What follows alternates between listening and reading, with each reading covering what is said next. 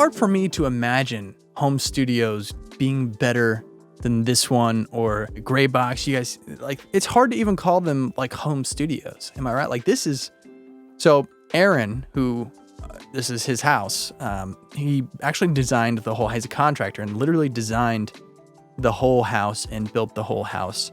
And he also produces music. He's a player, musician, mixer, has incredible, you'll see all the gear. He really did it right because he got to build the house from the ground up and design the studio into the house. I think he said it's called a media room, but it's a 1,000 square foot media room with a live room and a control room, a kitchen, and a full bathroom, which is just so gangster. But I really like how he arranged the floor plan of it and how he put all the details into the design, and the acoustic treatment for the rooms was super unique and much more my speed than a lot of the stuff I've seen in other studios. So great job, Aaron. Thank you for having me down. It was really cool to meet you and see all of your amazing gear. Very jealous. If you want to follow him on Instagram, I believe it's at Brilliant Recordings. Make sure to smash the like button for the YouTube algorithm. Hit subscribe. I'm putting up these videos every single Monday. It's kind of crazy how many amazing home studios there are. If you want to follow me, Andrew Masters Music on Instagram, support the channel at ANDREWMASTERSmusic.com, and let's go check out this awesome studio. And let's go. All right, so just give me the lay of the land here. Yeah, the house and the studio are connected. There's a whole reason for that. Initially, when I bought it, I wanted to make it a separate building, but the bank didn't like that. Yeah. And so, according to the bank, so when we say I built it, I actually was the contractor. I built it. Oh yeah. So I didn't hire somebody to build this. Yeah. But the bank was like, they didn't want it to be under a separate roof. So according to everybody, this is a media room and a bedroom. It's like a mother-in-law's suite, right? Right. But if for resale, I can do that. But for my purposes, it's a studio. So got the lobby, got a kitchenette, got the tracking rooms here, the control rooms down there. I have a kind of like a little B room office thing there, which is nothing to speak of, really. But so the whole thing all said and done is right at 1,000 square feet. Since I built it, I kind of got to specify everything, like as far as like, you know, all the wiring and everything. Like there's over 5 miles of wire. That's crazy, right? I just started adding up the linear feet. Yeah. Like between, you know, everything from, you know, speaker wire, you know, all the way down to the Cat 5 and monitoring the whole bit, like, you know, balanced, unbalanced. And I was like, dang, and I started doing the math. I was like, there's 5 miles of wire. And this isn't even a big studio. I'm like, how much wire is in a big studio? Yeah. Right? Yeah, I had a big order from Redco. I'm sure they're very happy. Well, for them, it was a small order, I'm sure. Oh. Okay, so we'll just start in here. So this is the tracking room. This is unbelievable, dude. Thanks. So you know, it's not big, but man, it actually does. When you track in here, the room mics, it sounds great. It sounds really good. It's kind of one of those deals where I got a price from an acoustician to actually design the studio, and the price he gave me was just, and he wasn't like a Russ Berger guy. He was just like some guy. Yeah. Right? He built a couple studios. The price he gave me to design the studio was like, I mean, it might have been more than the house. I mean, it was crazy. Yeah. I was like, well, I guess I'm learning how to design a studio. Yeah. So I don't like, I've been in audio for, you know, probably 25 years as a musician, but I didn't have a lot of experience with acoustics, sound isolation, all that stuff. So I had to kind of give myself a crash course when we designed the house. Yeah. And so this whole thing was really a giant experiment because I didn't know if it was going to work or not. So there was a lot of reading, lots of research, and plus I had a budget. So of course the whole thing is, it's like, okay, this is a home studio. I couldn't go crazy with it. It's not like I didn't float the slabs or whatever. Yeah. You know, I have a floating floor, but it's just because the floor is floating, not because I have every room on an individual slab and all of that stuff. So I was like, okay, what's the best I can build this reasonably as a home studio? Is that a closet back there? That's like the gear closet and like the mic lockers in there, cables, all of that stuff. When I track, we end up just goboing it off so we don't get reflections. Sure. I think the one big mistake I made or didn't even take into account when I built this place was storage. Yeah. Just honestly, I didn't think about it. So this it's designed and functions as an ISO booth. Yeah.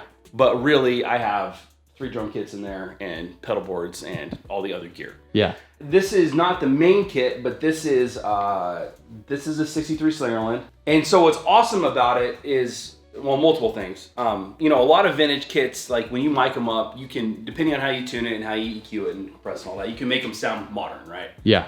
You cannot get this kit to sound modern. Oh. Like if you want a modern sounding kit, you got to choose something else. This one is flat out always going to be a vintage sounding kit. It is just fat and woolly all the time. Yeah. And man, I found this guy sitting in the corner at Guitar Center. Wow. Only good deal I've ever got at Guitar Center ever. It was ratted out. It had sat in somebody's attic for years. Did not have this wrap on it. It looked like it was falling apart. And I went and looked at the stamps on the shells. Examined the shells. They weren't cracked. They were nothing. It was I was like, the only thing that was bad was the wrap. Yeah. And I got it for $350. Whoa. Yeah, and I took it over to John Zug at Dallas Drum. He like redid the bearing edges, rewrapped it. Like when I first saw it, I was like, "This is glorious!" And then we mic'd it up, and I was like, "Oh wow!" A lot of times I won't even put any dampening in the kick. We just use the dampening strip here, and that's it. Just leave it open. So my intern keeps his kits here. So he's got a '60s Ludwig in there. Yeah. And then there's a full Acrolite kit in there. Oh, yeah. Cool. Yeah, and this room sounds really good with drums. For the size of it, you know, it sounded a little boxy when I first built it, but then what ended up happening was I ended up building these diffusers. And I built these after the fact because I wanted to see how the room sounded before. Yep. With it raw, right? Yep. And so I just kind of added wall treatments and ceiling treatments as needed to kind of get it to sound the way we wanted it to. And so by the time we were done, like the decay in the room is really natural. Yeah. Like, I mean, really, like it sounds like it's 2 or 3 times the size it really is because the decay is so natural. It doesn't have this giant, that's like it's in a box. Yeah. For as small a room as it is. I love the way the drums sound in here. You can honestly just put room mics up and that could be your verb. Like, it's really nice. Yeah. So you've got some diffusers on the front, the back, and the cloud is a diffuser. And then That was the one biggest thing that I did that changed the entire room was that cloud. Yeah. That's a nice one, dude. I didn't realize how much it was going to change the room. Looks amazing too. Well, it almost killed us getting up there. I can't imagine. Once we got it up, man, it just changed the room completely. Yeah, I bet. Yeah, it was a little bit boxy, you know, and then we threw that up, and it was just like, evened out the frequencies. The walls here, these are panels as well. When I built the studio, I actually designed these panels and I've got a buddy, Brad Jackson over at Jackson Ampworks. He's got a CNC machine. I designed these panels and I thought, oh, no big deal. I think there was like 15 or 16 of them. And I was like, oh, they're gonna all be the same. And then I started laying it all out and measuring. I was like, oh, I got a light in that panel. Oh, I've got an electrical outlet in that panel. Oh, I've got a wall plate on that panel. Oh, I've got a light switch in that panel. All of them are different. Yeah. Every panel was different. They had the same basic design, but every one of them was different. But so I basically have like rock wool back here. Yep. And then this is just cloth, and it allows the sound to go through. What we ended up doing was we ended up doing a double layer at the bottom and then a single layer at the top. And so we're getting more bass frequencies down here, and then this up here is acting a little bit more like diffusion, just a little bit. Yeah, well, and it's kind of one of those things where I didn't hire guys to do like the panels and like finish it out and stuff. Like, it was me and my dad in here. That's great. Scanning them and installing them, and awesome. It was definitely a labor of love, but it turned out good. Yeah, we got a Marshall 2061X, just hand wired, like 20 watt plexi, 18 maybe 18 watts. And then a Jackson Ampworks Britain 2.0. That's serial number 1, but luckily I know Brett, so that's how I have that amp.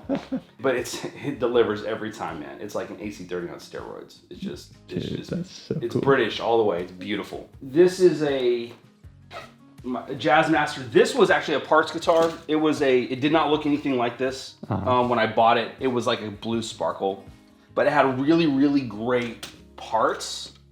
And I built some parts guitars before, and I was like, okay, I know what it is. And so I actually took it to a buddy of mine after I bought it.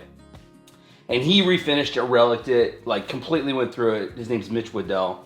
And the neck on it is just like unreal. It's gorgeous. And so This is not a real expensive guitar, but it sounds amazing and it looks old. Yeah, man. And it feels like it's been played for like 30 years. You know, the way he worked on it.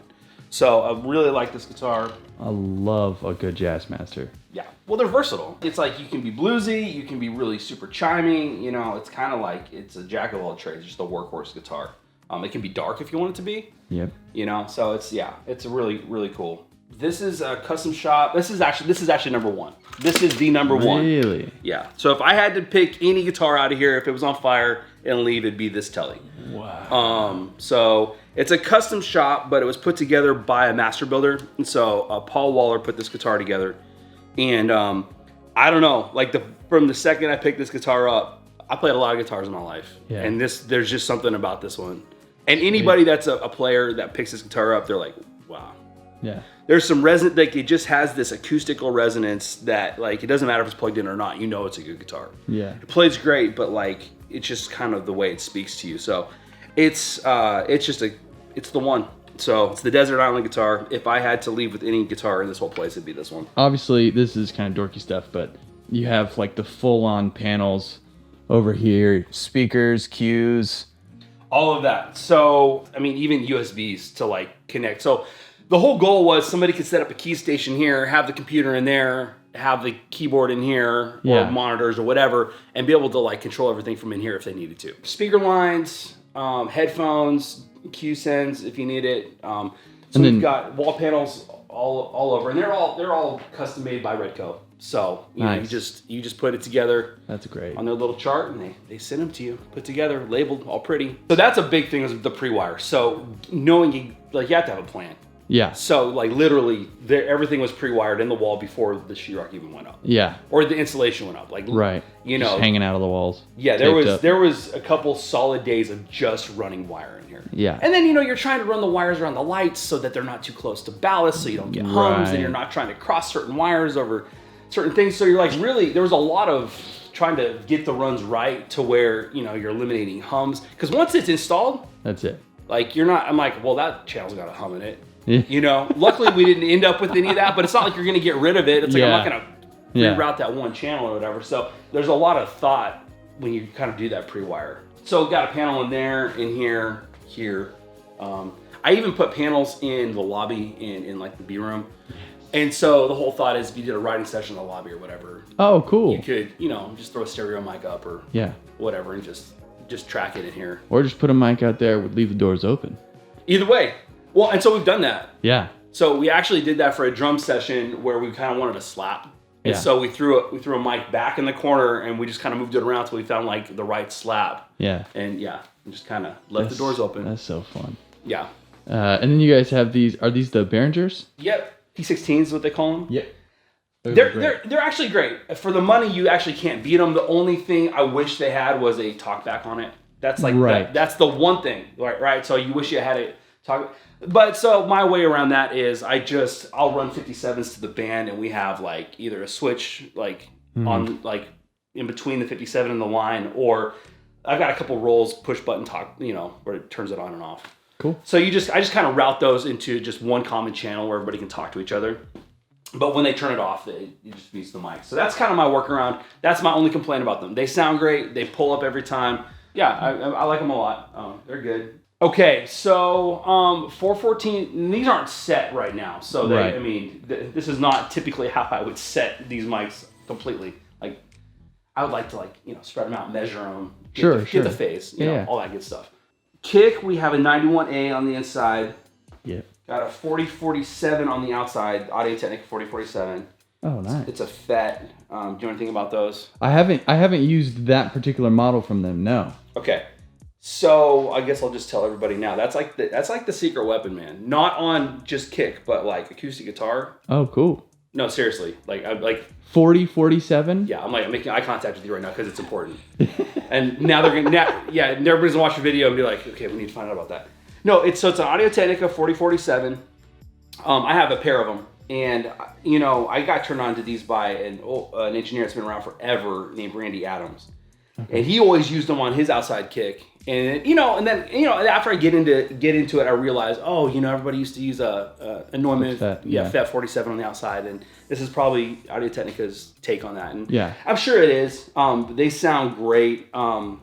Typically, I'll cover this with a blanket though. Yeah. So we'll end up with some kind of little bench out here with this whole thing covered. Yep. 421s on the toms, 414s on the overheads, 57 on the top snare. Sennheiser 441 on the bottom snare though. So I love that one. Yeah, it's a vintage. I've got two of those. It's a vintage one. SM7 on hat. SM7 on hat. Mad respect.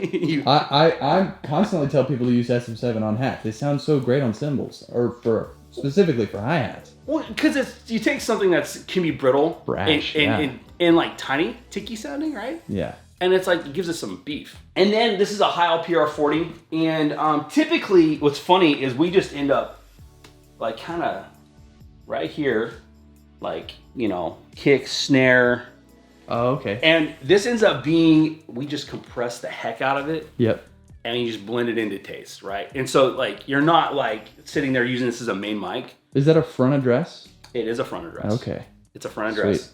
And so the cool thing is it just picks up the whole kit in this position, and especially when you compress it as much as we do. Yeah. And the thing is, you don't really think about it until you take it away. Yes.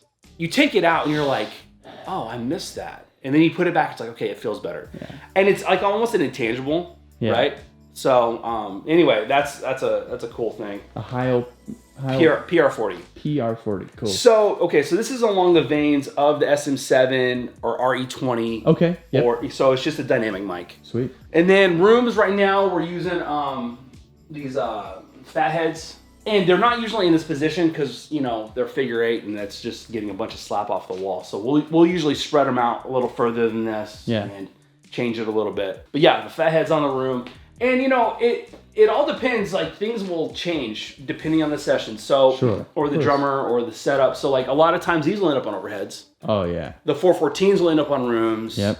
Or or I might throw a large condenser out in the room. So that's kind of my standard, but this right here, I would consider this my standard drum miking setup. I geek out about stuff.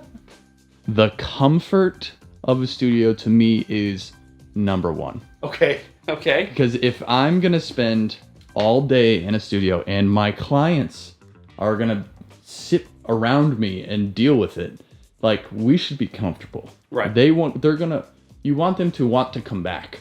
Totally. You don't want them to come and be like, oh dude, it's so stuffy in there and dark and whatever. Like this just feels nice. And it doesn't even feel like a home studio. I mean, this is like a legit pro studio that's in your house. Thanks, it's amazing. Thanks. iMac 5K, just loaded as much as I could be when I got it. I think it's got. I think you can get them way more now, but I think it's got 32 gigs of RAM in it. It's got like the quad i7. Yeah, juiced up, just fully loaded. Yeah. And it's been great. Like I really, really like it. It's actually probably 4 or 5 years old at this point and hasn't even missed a beat. So I'm running HD native, and we've got Lynx Auroras going into the HD native. So I've got 24 channels of Lynx Aurora. I've got a stereo pair of Mytex, and those are kind of like I'll print my 2-bus to those. And so yeah, that's kind of the IO, Pro Tools HD. So what speakers are these? Okay, so these are the Unity Audio Boulders, and they've got they have a ribbon tweeter, kind of like the Atoms. That's kind of the one everybody knows. But Unity Audio has been around for a while. They're just like really, really high-end speakers. They look incredible. I couldn't be happier with them. Like seriously, I mixed on Mackie HR 624s for like 10 or 15 years. Yeah.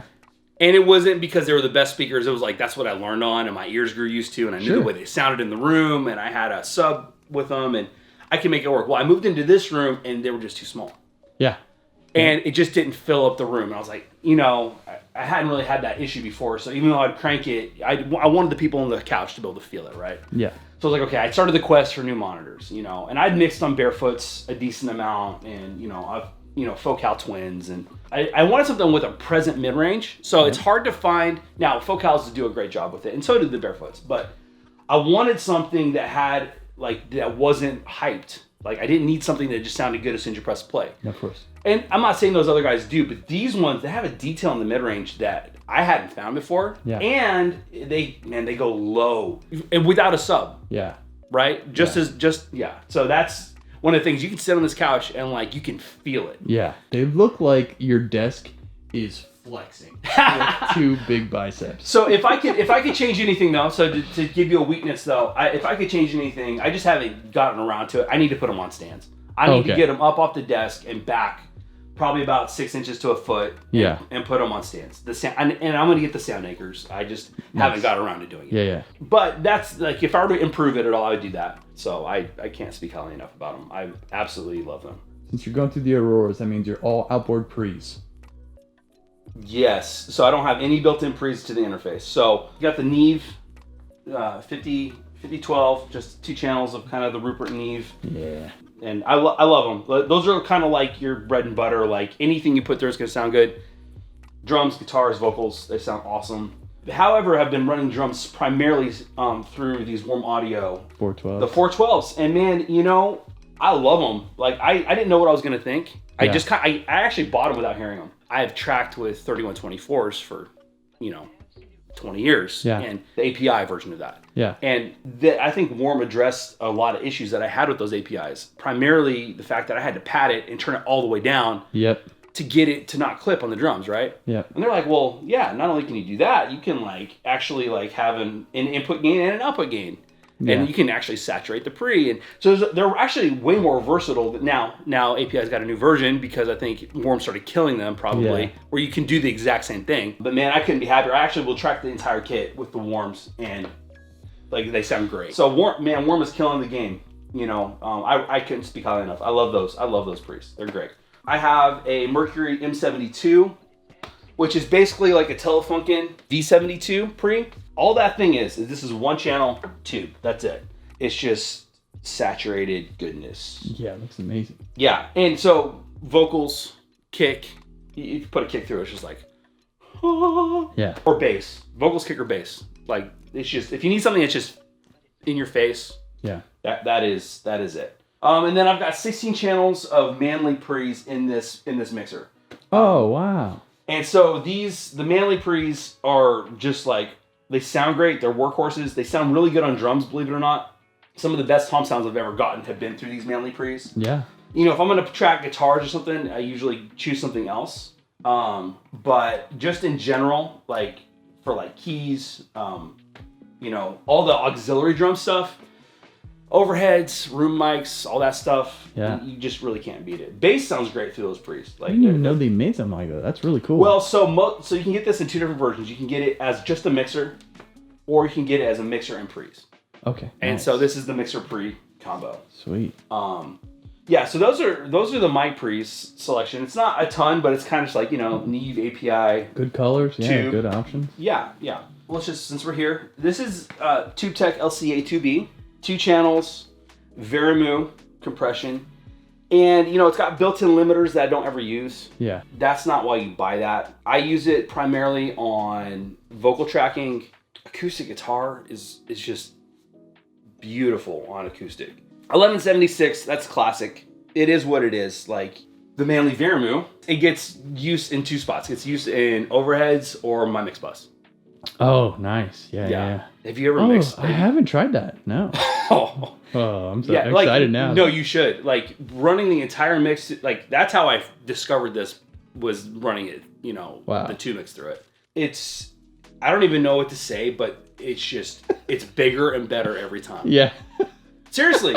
It's like you turn it, it's one of those ones that you turn it on and you get it, and it's like, wow, that sounds awesome. Then you bypass it and you're like, wow, that sounds like crap. Yeah. And you thought it was great before you put it on. Yeah, and then you turn it on and go, oh, that's awesome. It's kind of one of those things where you're going to hear me say that a lot, like, oh, every time. But if I didn't like a piece, I'd sell it. Yeah, for sure. So it's kind of one of those things where it's like, why would I have something in my rack that costs that much money if I don't like it? Yeah. So it's like, he says he loves everything. Well, Actually, I kind of do. No, Because of if I didn't like all these pieces, they wouldn't be here. Shadow Hills, Vandergraaf. Oh yeah. Stereo. Oh nice. I have it on rooms right now. Because you can just crush the heck out of it. Like you can just crush it. Yeah. And it's just awesome. I love it. APIs. These are the 560s. Nice. When I turn that on with the kick for the very first time, I run the kick in and the kick out when I track. Yeah. Through that. The very first time I turned those on, I was like, oh, that's the sound. Yeah. And it's just, I don't know if it's the sound that I heard growing up my whole life, and so I loved it, or I was always looking for. Yeah. But it was like, okay, that's the drum sound I wanted. Yeah. Was that API compression. So they're FET compressors, Retro 176. It's incredible, right? It's incredible, yeah. Yeah. So I have a lot of Varimus, and I don't know if it's just because I like tube. Yeah. But or maybe it's just what my ears kind of drawn to. Right now, like I'm running bass through it, which is awesome. But if I'm mixing a vocal, that's what it ends up getting mixed through. Nice. In the vocal chain, because literally you can be doing 18 to 20 dB of reduction and you don't hear it. Yeah. And so what that does though is that just keeps that vocal locked in, right up there, in your face. And it's got a lot of options. It's really versatile. It's got this interstage transformer, and so you can turn it on or off. And depending on the vocalist, you can really kind of tailor the sound of the compressor for the specific vocalist. Yeah. Okay, so we can talk about EQ. So this is made by A Designs. They're a company in California. It's a 2-channel tube EQ. A Designs. A Designs. Okay, cool. And their stuff is just really, really well done. The Pacifica is based on like Quad 8 consoles. And that's kind of was their big flagship product, how they kind of got into the game. I follow this engineer, Ronan Murphy, and he's a big advocate of theirs. And he was talking about this EQ. And I was looking for something at the time for the 2-bus. And then when I got it, it ended up not going into 2-bus. It ended up just being like vocals and like drum overheads. But the where this thing, it's very broad. The thing where this shines is the high end. 10 or 15K. Yeah. Like it's almost like crack. Yeah. I know, I'm serious. Like you can turn it all the way up and it does not sound bad. Like you can turn that like 15K up and just be like. But you feel a little dirty doing it. You're like, I don't know. But you're like, I need it. Yeah. Yeah. But then you're like, what you do is you get it to where you want it and then you back it down because you're like, I know it's too much. Right. Yeah. But it's a very, dude, and it never happens with the high end that you can turn it up that much and it sounds that good. Yeah. Ever. Like it never you can't do that with a plug-in. Yeah. Like if I took, whatever it is, like 12 dB of 15K on a plug-in, it's going to be horrible. Yeah. Right?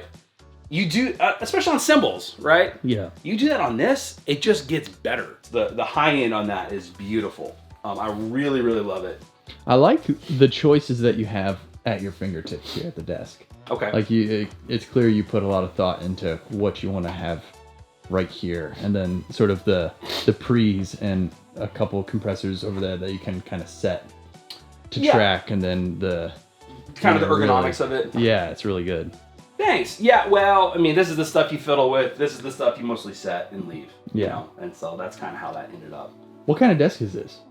This is a K&K desk. They don't make it anymore. I don't even know if K&K is around anymore. I bought this desk back for my other space, and because it fit and I needed something. Yeah. It's good. I like it. It's been solid. I mean, it's a really solid desk. I don't even think they make it anymore. Yeah. Yeah. I mean, it's great, especially for like a home studio. It's got got the risers for the speakers, got the racks right there, and I kind of just put the lunch boxes there. So this is called the Impulse, which it's an interconnections piece. So either they don't make this anymore or it's rebranded, possibly. But basically, this is a passive Pultec. Oh, cool. And so basically, it's like a high and a low. Yeah. Right. Yep. And it reacts like a Pultec, like with the boost and the cut. Yep. Well, yeah, which we all love. And so this ends up on bass or kick. Yeah. One of the two, right? So it ends up on bass or kick, and it's just really, it sounds big. Because I mean, it's just kind of it's just so broad. It's a color piece, right? It's not surgical at all. Yeah. Like I'm not going to go in there and just be able to scoop 400 out. Yeah. Of a kick drum, right? Of course. It's not often somebody comes in and says, "Hey, can you make that sound small?" Right. No, never. Yeah, inward connections. I really like it. I would say out of my pieces, it's more of like a workhorse. Like I just kind of throw it through there. It sounds good. I don't have to deal with it a lot. Yeah. And I would say the same about these other ones over here as well. Like these are my 560s, the API 560s. Kick and snare a lot of times. Guitars if needed. But it's kind of like you don't have a lot of choices, right? It's not like, okay, so like these are the Harrisons and it's like fully variable on the frequencies. Sure. Right? This is like, it's set. It's like, it is what it is. That's the sound that's good. Yeah, exactly. So these are kind of like, so these API 560s, like drums go through them, kick and snare, sound great. I really love them. These Harrisons though, are really great. Not everybody knows this, but they have a switch on the inside where it's feed forward or feed back on the EQ, which is interesting. It kind of changes the tone of the unit. And so I haven't leave them in feedback mode because it's fatter. But I love them because if you need to get surgical, you can. Yeah. Retro 2A3, real Pultec, right? So it's like tube Pultec. Yeah. I think one of the cool things that they did though was they had this subsonic filter because it can get really woolly on the low end if you're just sitting there just boosting the heck out of the low end. I think that helps clean things up a little bit. Is this Arturia? Yeah, Arturia. I'm trying to think. Native Instruments got some of their pieces, like pianos and all that stuff. Yeah, they're sitting in the other room. Okay, so let's see. Let's just pick out a couple. This is 79 Les Paul Custom, Silverburst. This is like my rock axe. Like, I mean, it's heavy. I haven't weighed it, but it's got to be 12 pounds. Like this thing. Like you're gonna get a shoulder workout when you wear it for a whole set. So between this and this for like number 2, if I had like an extra hand if the house was on fire. So this is it's custom shop Strat, also put together by Paul Waller. It's just like it's a close second to the Tele, man. So I like the Tele just a hair more, and and it might be just because I'm a Tele guy, not because it's a better guitar. Yeah. Like but you have to have like a Strat, a Tele, and a Les Paul in a studio. Right? Yeah. So, but this is probably the best Strat I've ever played. American made, jazz bass, got a Supro for some of the lo-fi stuff. This Taylor, I think Taylor, especially some of the newer mass-produced stuff, is people don't think they have very much character. This is an older one, and this was actually from their custom shop. It's got a book-matched maple back. So it's maple and spruce, and it's a jumbo. And this guitar is just really, really cool. It's not brittle at all because a lot of maple guitars will have like a lot of high-end presence. Sure. Because it's a jumbo, I think it offsets it, and it's really well balanced. So I actually track this a lot, and it sounds great every time. So this is a Blues Junior, man. Junior. It's not anything special. It's just a Blues Junior that a buddy's dog chewed the edge on it. And so now it looks like it's from the 60s. Yeah, it looks cool now. But it's had a bunch of mods done to it, transformers changed out and all kinds of circuitry done on the inside. So it actually sounds like flipping awesome. Yeah. For being it's almost 20 years old, I guess now. For being a inexpensive amp, it sounds really great. Great in here for like sort of nailing out ideas for parts or whatever. Almost like I don't want to say like a writing amp or something in the control room. That's exactly right. And so like even this little rig here, like this isn't my rig. This is just kind of like to write with, kind of get inspired with. Same kind of situation though with this Sears amp. This is like a Silvertone type. This particular amp though was the very first one that came stock with tremolo. Oh, cool. A tube tremolo.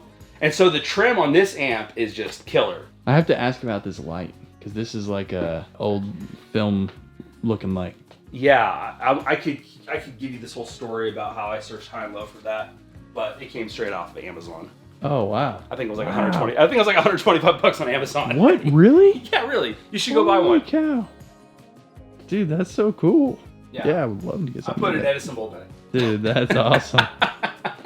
It's cool having stuff like that in the room. That adds something special, some special character to the room. So I think to your point is because you're like, oh, the room feels really great.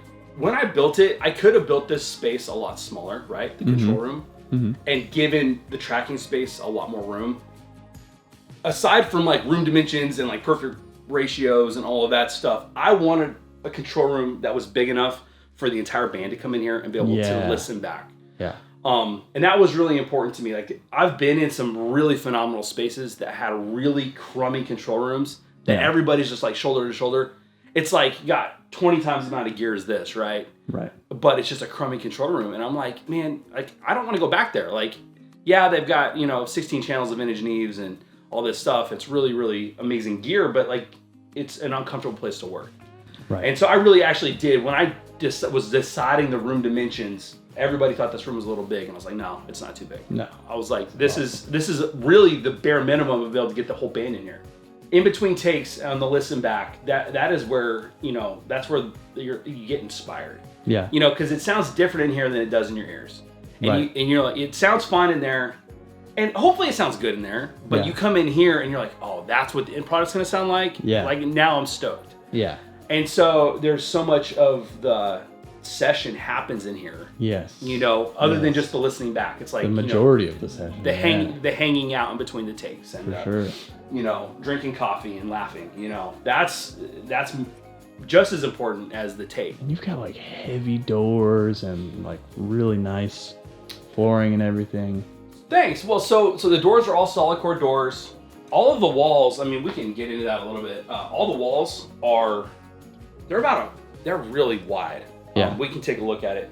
So I'll just tell you guys, every one of these walls is a 2x4 wall and then a 2x6 wall. Oh, wow. Okay. I'll say it slow. The 2x6 wall was framed with 2x4 studs. Uh-huh. Okay, but the way it works is instead of doing 2x4s all the way down the side, I did them alternating. One side, one on this side, one on this side. Ah. It decoupled the wall, this wall from this wall, right? Yep. Okay, so 2x6 wall framed with 2x4 studs alternating. Yeah. I've got horizontal hat channel, which is like an aluminum channel. It goes across, and then I've got fiberboard on top of the hat channel. So now the fiberboard is decoupled from the studs by the hat channel. And then, so let's say the fiberboard's running horizontal. Then I've got a vertical layer of sheetrock, and then you go in and you caulk all the joints. Yep. Then you run another horizontal layer of sheetrock on top of that. And there's this whole thing where like, it's a lot of math, but essentially both sides of that 2x6 wall have hat channel, fiberboard, and 2 layers of sheetrock. Okay. So 6 layers, and it's all packed with blow-in insulation. Okay. A lot of people will say like foam. Yeah. Foam isn't like great for sound. Yeah. Okay, so this is actually like shredded newspapers. Okay, nice. And they blew it in, Yeah. and it's like it's packed in there. The main thing about my sound isolation, because I'm not on like floating slabs, was air. You don't want any air movement between the space. Right. And so sealing off every little nook and cranny, every gap, like using foam guns, using caulk, that was one of the biggest things. And then the 2x4 wall has got double layers of sheetrock on it as well. Nice. And so, and that is basically all of the walls. This wall between the house and the studio goes all the way up to the ridge. Oh, cool. In the attic. Yeah, that's great. So literally you can be tracking drums here at 12 o'clock at night and the kids can be sleeping over there. Oh, that's awesome. And so, That's but so cool. that wall is also like, 14 inches thick. Yeah, it's big. The whole thing is self-sufficiency. Like, I wanted my wife and my kids to be able to be next door, live their lives, do their thing, come in and out, and not have to worry about what's going on over here. Yeah. So these guys over here, they've got their own parking, they've got their own bathroom, they've got their own kitchenette, they can order food in, they can do whatever they need to do. And everybody can be living life over there. Kids can go to bed at a normal time. Drums can be tracked over here whenever they want. Love that. And it's kind of cool because the piece of property I'm on, neighbors are pretty far away. Yeah. It's set back off of the road. Like you have to drive, down a long driveway to get here. Yeah. So, nobody, like my neighbors don't even know there's a studio here. That's awesome. They can't hear it for sure. And then, great media room. Yeah, it's a great media room. And he just has his friends over all the time. Yeah, they love movies. Yeah, they're just hanging out. And then you're producing and engineering? Less now, honestly. I have, most of the time, I'm just renting the space out right now. So Oh, I'm really? doing a lot less producing engineering than I used to. Okay. That used to be like my full-time gig, but now, recently, I've got like 2 or 3 engineers that come in. Oh, cool. They'll bring projects in, and I'm a lot less involved Yeah. than I used to be. When I'm in here, it's usually on a passion project. Cool. You know, it's like an artist I really believe in, or my own stuff. Yeah. It's a lot less, hey, I'm trying to make a living from it. So it's been cool, but it still stays booked. I think it's just kind of like on the edge of, since it is a home studio, I'm not charging like outrageous, huge rates, right? But on the flip side, it's really nice, and so people love coming in, and so it's kind of like found this like nice medium ground where people can afford it, and I can make money. Yeah. But it's not like, it doesn't feel like you're going to like a home studio that has like a one interface. Right. What is the Instagram? Do you have a website too? Instagram is @BrilliantRecording, and that's just what I would give. Just hit me up on Instagram, direct message me. Cool. Well, thank you so much for having me and letting me geek out with you on your space. You did like such a phenomenal job, and I'm really inspired by this, and I'm sure everybody watching this is also. So thank you very much. Oh my gosh, thanks for coming, dude, for sure. And for you or anybody else, like, dude, I'm a like open book. If anybody has questions, like, they can just hit me up and ask. Like, hit me up on Instagram, like, if you want to know how I built the studio, or, you know, the signal chain on stuff. Like, I'm down to like answer any questions. So if you want to build your own studio and you're like, hey, you know, what books did you read? I'll tell you, I mean, all of that stuff, whatever. So that's awesome. So thank you guys. Cool. Thank you so much, Aaron. Yeah.